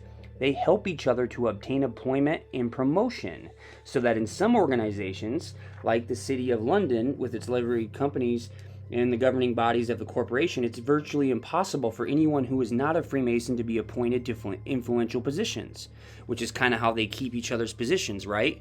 Snowden and Raleigh were sworn in within a month of each other, right? It's almost like his little apprentice, so to speak, right? And by the way, Paul's dad apparently is the headmaster of the Freemasons Lodge over in Blackpool, which would make a ton of sense. Okay, and I'll continue. Freemasons recognize each other by their secret signs and phrases, and when a Freemason recognizes a Masonic brother who has made a secret sign to him, he will help him instead of doing his duty. Knight and his supporters assert that a Freemason who is a policeman will allow a criminal to evade justice if the criminal has identified himself as a Freemason by a secret sign. And stories are told of judges who, when trying a case in court, gave judgment in favor of a Freemason who made a secret sign to the judge. All Freemasons should be compelled by law to identify themselves to the general public so that their actions can be scrutinized by the public and the extent of their influence revealed. I completely agree, but see, that's not the case. It's a secret thing. And that's why I'm saying you have all these males completely ignoring blatant, clear, obvious, need to be done, objective inquiry in this case. It's ridiculous. I mean, it's so bad. Snowden's definitely corrupt. I think he's just too young, and you can read right through him. He's way too easy to see through. Rowley doesn't ever talk, but see, he's got issues in the past for arresting people, without giving fingerprints, right? I don't know much about Marsh. I have some things, but I'm not going to go there. This guy, I'm not so sure. Either way, the College of Policing updated their manual as to the urgency of mental health consultant. They got no consequences. Lancashire Constabulary. Are you joking? Like, something's weird with the College of Policing, too. It's either they completely bit and sold, but see, even if they believed, okay, we recognize it. Let's say there's a note, okay, we understand. But the ethics of how they exploded and vomited this information out to the public was still not okay. Even if it was backed by no, it's not okay. See, they did all of this to protect Paul. And that's why I'm saying it's not to protect him from murder. He's got his dad, the Freemason, right? It's almost what it has to be. To have all these players looking the other way, right? And then you get Mark Bowden, who works with the MI6, on the behavioral panel hosting a special. You know how often they observe people who have never been a person of interest or suspect by the police? Never. But they had a special on him, and Bowden comes out and says, if you're looking at him, you're looking categorically in the wrong direction. Who tapped his shoulder? Right? I'm not saying he has anything to do with it. He very clearly has nothing, doesn't know anything about it. But is it just a simple tap, hey, for the brother? I mean, come on, there's so many signatures in this case. The 23, there's roses everywhere, okay? And the thing is, even if you know or figuring this out, none of them can come forward and acknowledge it because it's a blood oath, right? But here's my plea, okay? This isn't my fault for figuring this out. You can't be mad at me, okay? The person who deserves the punishment for this coming out is the person who fabricated this entire case, Paul Ansell. He broke your guys' oath. I could care less if you guys continue your games as long as you're not killing each other, right? I have no problem with Freemasonry, honestly, but this type of peanut brain psychology, band of brothers, anything goes is just ridiculous. I get it, the oath and all that. I respect the hell out of it, but let's keep it humane, right? I mean, oh man. And there's so much more stuff that I read, but I'm not going to digress any further, right? But I think that makes sense. It's the only thing that makes sense, because it's the CCTV manipulated footage is so awful. It's a clear red sign. She couldn't have crested the weir. She wasn't found for 23 days. They had the Marsh Farm Hall presser to literally shift, and the police didn't want to find her because they didn't want to have to answer the call as to why they didn't. They have some psychic do it, and it fixes all the problems. Then Adeley, he supposedly received that big lump sum, over $1 million. He's a celebrity. Clearly has connections all over the place, right? Emma's grandfather works for the BBC. Dan Walker, right, media type connection to Adeley as well as Emma. It could be any which way. He's clearly in this circle, though. Mr. Adeley, that is. I sure wouldn't want my loved one under his scope, to be honest with you, that's for sure. Possibilities is apparently all that he needs to render, never mind the sufficient threshold. And that's not being a smartass, that's just straight sincere. If it is something to do with Freemasonry, right, it'll never be acknowledged, but I may be bringing heat on myself, to be honest with you. But what's life worth living if you're not going to be a true man to yourself, to the world, for and with the world? Positive human relationships are the most valuable thing we have in our experience, truly. That's the society I stand for and with. Those are the people I ride with, heart. That inquest is awfully flimsy. Reopened at some point? Has to be. Okay, I just want to cover a few things in some articles here, then I'm going to do some map time. This is an awesome picture. This here has to do, there's a lot of good information in this one here. The inquest, Nicola Bulley was told there was a scream heard the time she went missing. Said individual's name, secretary of the St. Michael's Tennis Club, reported hearing a scream around the time Nicola Bulley was reported missing. I heard a short scream and I thought someone was having a bit of fun at the back of the graveyard, and then I got in my car and drove off. It was a scream like an element of surprise. It was an inhale scream, not an exhale scream. She said she thought it was children having fun at the back of the graveyard. She said it didn't concern her and sounded more like something that comes from an element of surprise. The other lady also gave evidence that she heard the scream, but says she didn't think anything of it. She said she was with her dogs in the garden of her house on Allotment Lane, not far from the path that leads to the bench overlooking the River Wire where Miss Bulley disappeared. She said she vividly remembers a scream from the path. She thought it was a girl messing around, and it sounded like someone jumping out on someone. The inquest was told that Nicola Bulley's partner said she's struggling after finding out her phone and dog were discovered by a bench. See, are you lost? She's struggling. He's already psychologically anticipatory, like, he's already selling the vulnerabilities, like it's clear as day. See here, Anne-Marie Fletcher's daughter-in-law, who recognized a photograph of Miss Bulley on her phone on the lock screen. So it wasn't Penny. See, that's what I'm saying, like, it's all smeared. She then rang the school before speaking to Bulley's partner, Paul. Miss Joan told the inquest Anne-Marie spoke on the phone and said that Mr. Ansell, said she's struggling. That's such a problem, too. Gosh. Miss Chesham said that when taking her children to school, she saw Nicola Bulley walk past. Nicola bent down, stroked her dog, smiling at the same time. But didn't she come out early on and say that that wasn't true? See, there's stuff that's so weavy. Miss Fletcher, Penny, said there was a dog harness and a bundle on the grass. She tied up the spaniel and tried calling the number on its collar. Okay, so that would imply she didn't know who it was. See, that's not true.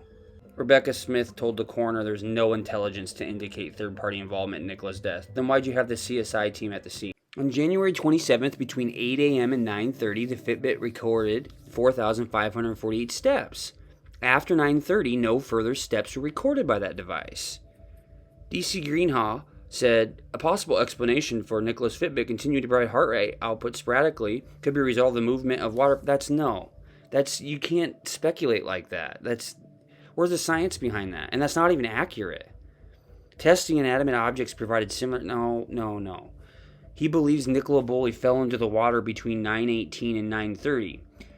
9:18, I thought her phone was moving to the bench around 9:20. Okay, so he doesn't even have his stuff right. Doesn't even make sense. He told the inquest analysis of her iPhone and Fitbit data suggests she very possibly entered the water at 9:22. How? What does very possibly mean? Either she did or she didn't. Fitbits don't give that good of information. It's very vague, right? It really can't be interpreted a bunch of different ways. I love this picture. That's such a good picture.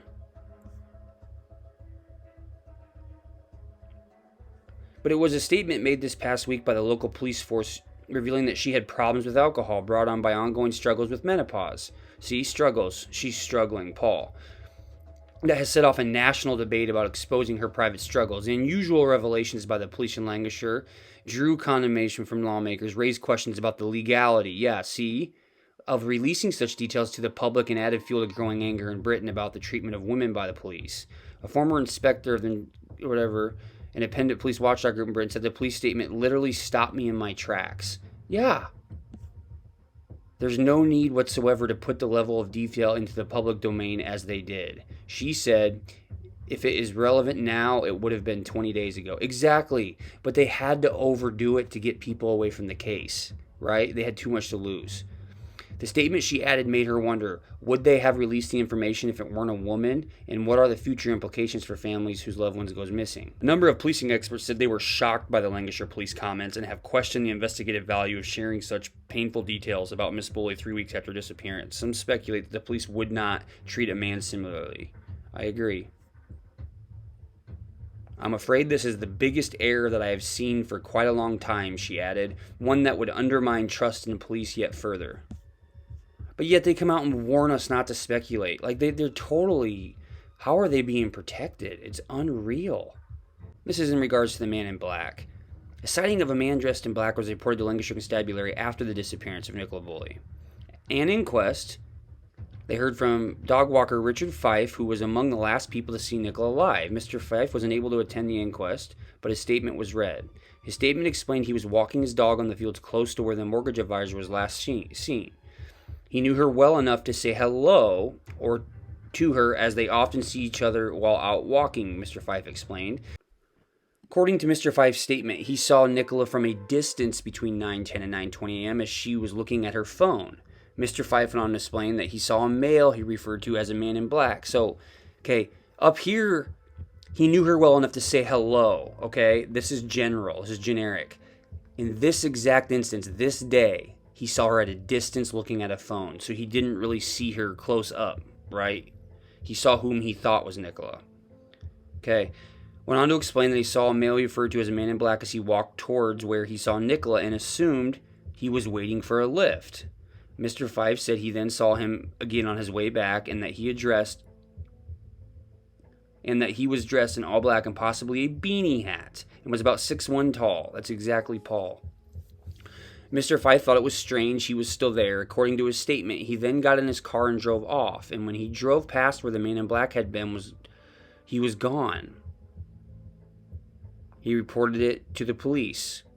And see, if he was an actual threat, they would have done like a be on the lookout for, right? Like if it was something dangerous, right? That was provided by a friend of Nicola and Paul. All right, this is the picture that was sent to Grizzly by a close friend to Paul and Nicola, okay? Showing where the red van is, right here, okay? And there's red dotted lines to show routes that you could have went. The green is where the water's easy to pass, but you can see red dotted lines, okay? And I think this might be actually why Paul changed clothes, because he was wet, okay? And, you know, the scream was heard behind the graveyard. This is that tree line, right, that goes back on where the van is. But let's look at this. This is hypothetical. See, my thing is with the CCTV, okay? If Nicola was there that morning, okay, why would you manipulate the CCTV? It would be perfect if you had it. It's Emma with that ring, okay? Now, if everything was okay with Nikki, then why do you stage the CCTV? Right? It doesn't make sense. To me, the fact that the CCTV is manipulated makes me question where Nikki was at that point. And I can't bring my mind to just forget that. Okay, and I know the girls, why wouldn't they say anything? They took her to school. That's a great question, okay? And other witnesses at Inquest say they saw her. But did they see her or did they see Emma? Because Emma says she saw her, right? And they could easily say, well, I remember seeing Emma and she was talking to somebody. So, yeah, that's Nikki, right? Did they actually see her, right? She wasn't, you would think she would be a witness at Inquest, right? Give a statement. She didn't. Now, why? I think that's because they realized that her statement's bullshit. Okay? That's what I honestly believe. I don't think it was to protect her. It's because they realized that her story's bullcrap. And I know a lot of people are going to say, well, so-and-so saw her. Where's the photo? Where's the picture? Why did they manipulate that CCTV? Why? If she was there that morning, then why does Emma stand in? Okay? These yellow lines are coming out from where the red van is towards Inskip, which is about 4 minutes away, okay, 7 to 8 miles, and then any green routes you can take. Same with Marsh Farm Hall. Same idea, okay? This blue line, light blue line, goes down Garstang Road, straight from Marsh Farm Hall all the way down Broadway, past the school where the red van was. Let's take a look at this, okay? And what am I saying?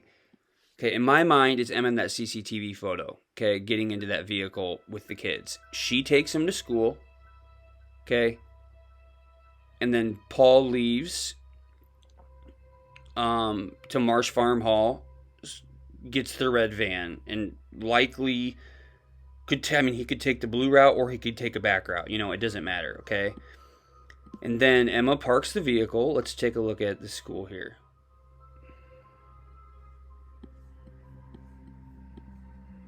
All right, so here's the school, okay? Where's the CCTV? That was out this morning too. And where did Nikki, air quotes, park? Okay, I would bet probably closest out, to get out or towards the back, right? I would like to know where that was, right? But I don't think it was Nikki. I think it was Emma, okay? Straight down this road here is the red van, where the red van was parked.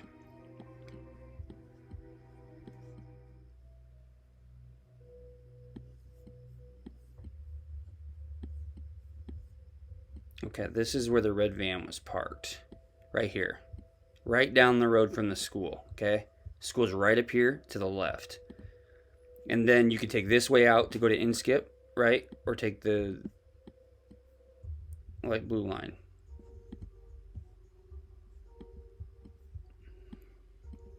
Now, if you tell off this map here, okay, this is the red van, okay?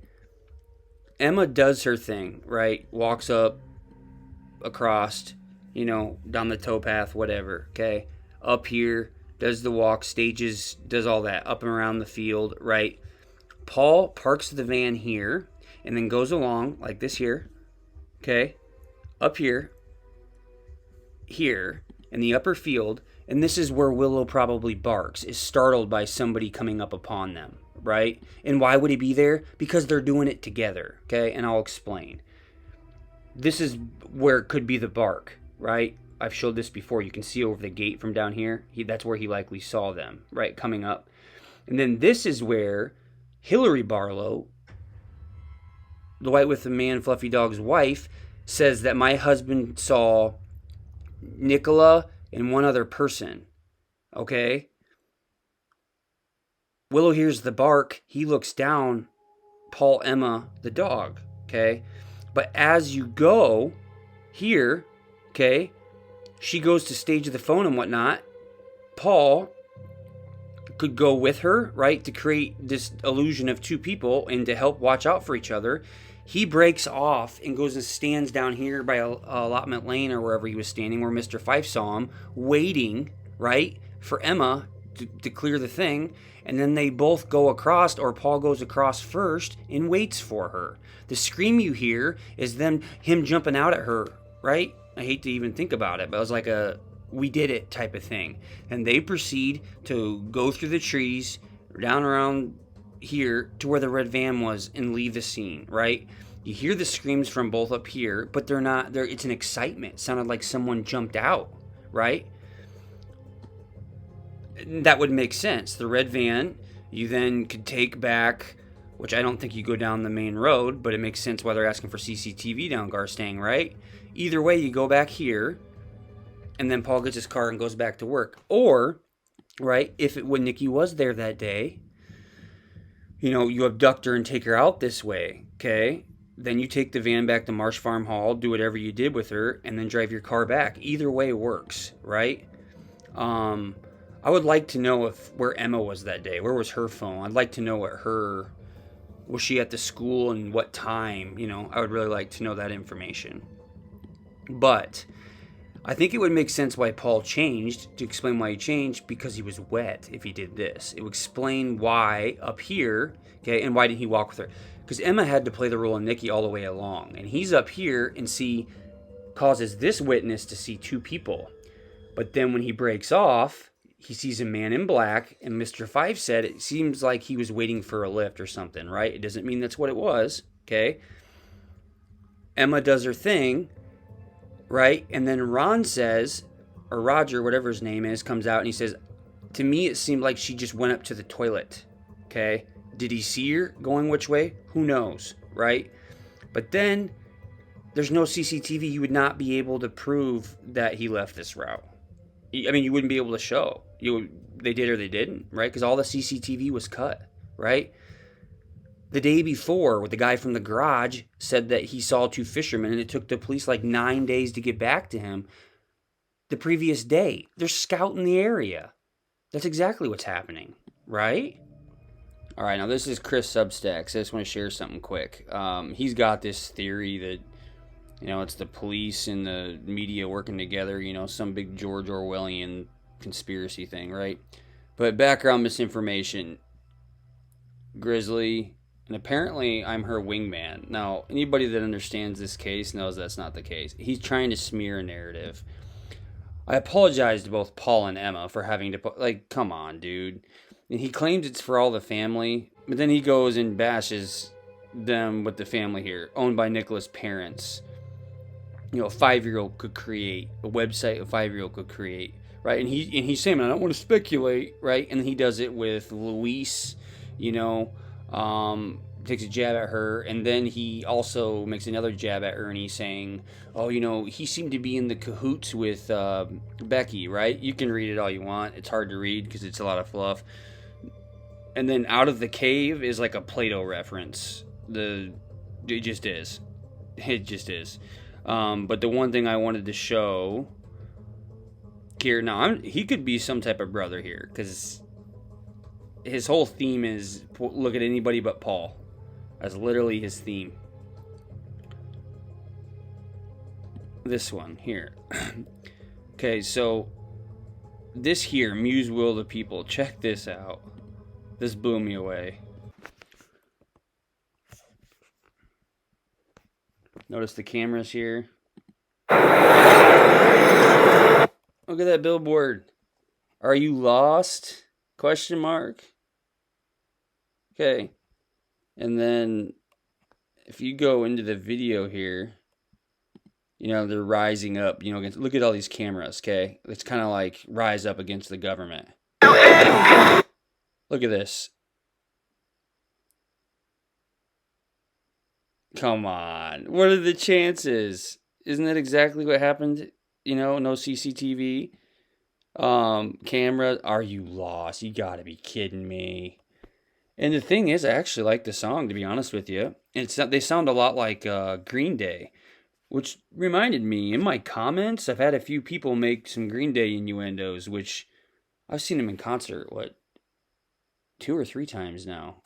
I got free tickets 2 times back when I was in school, but they're entertaining as all can be. But people making Green Day inferences, that's weird, because that's exactly who they sound like. They connected. Now, what are the chances that this guy who went to Inquest knows of this band and song? There's cameras, they're spraying them out, rise up against the government. Are you lost? You gotta be kidding me. She's struggling. No way. Get out of here. There's no way this is a coincidence. I'm not saying he has anything to do with it. I'm saying he's in on the bandwagon to steer direction away from Paul. That's what I think. This is wicked. This is absolutely wicked. All right, everybody. I think that's it for this time. Apologize for not being around for a couple weeks. I've been so busy digging into all this stuff. It's been unreal, to be honest with you. Hope everyone's doing well. Please give the video a like and subscribe if you haven't already. Please subscribe. Like 80-90% of my viewers aren't subscribed, so I'd appreciate that. I put a lot of work into this. But until next time, everybody, Mind Juice out.